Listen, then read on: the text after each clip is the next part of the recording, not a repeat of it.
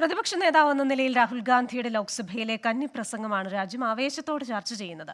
അസാധാരണ രംഗങ്ങൾക്കാണ് ഇന്നലെ ലോക്സഭ സാക്ഷ്യം വഹിച്ചത്. नहीं नहीं नहीं नहीं नहीं नहीं नरेंद्र मोदी जी पूरा हिंदू समाज नहीं है, बीजेपी पूरा हिंदू समाज नहीं है, आरएसएस पूरा हिंदू समाज नहीं है. കൊടുങ്കാറ്റായി മാറുന്ന രാഹുൽ ഗാന്ധിയെയാണ് ഇന്നലെ ലോക്സഭ കണ്ടത്. കരുത്തുറ്റ പ്രതിപക്ഷത്തിന്റെ സാന്നിധ്യം വിളിച്ചറിയിച്ച പ്രകടനം. और जो लोग अपने आप को हिंदू कहते हैं वो 24 घंटा हिंसा हिंसा हिंसा, नफरत नफरत नफरत, असत्य सत्य असत्य.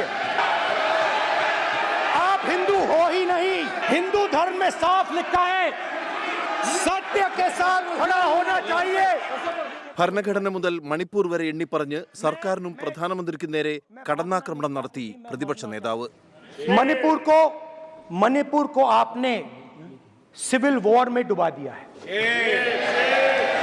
कि मैंने अपनी आंखों के सामने, हाँ मैं औरतों की बात कर सकता हूं, एक भाई मैं कर सकता हूं. एक भाई एक कर्तव्य निभा रहा है. आप अपने संगठन में महिलाओं को नहीं डालते हो, मगर मैं औरतों की बात कर सकता हूं.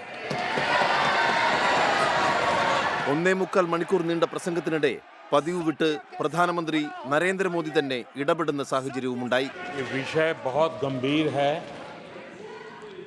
पूरे हिंदू समाज को हिंसक कहना ये गंभीर विषय है. കേന്ദ്ര സർക്കാരിന്റെ തെറ്റായ നയങ്ങളെയും വർഗീയതയിലൂന്നിയ ഭയപ്പെടുത്തൽ രാഷ്ട്രീയത്തെയും അതിനിശിതമായ ഭാഷയിലാണ് രാഹുൽ ഗാന്ധി വിമർശിച്ചത്.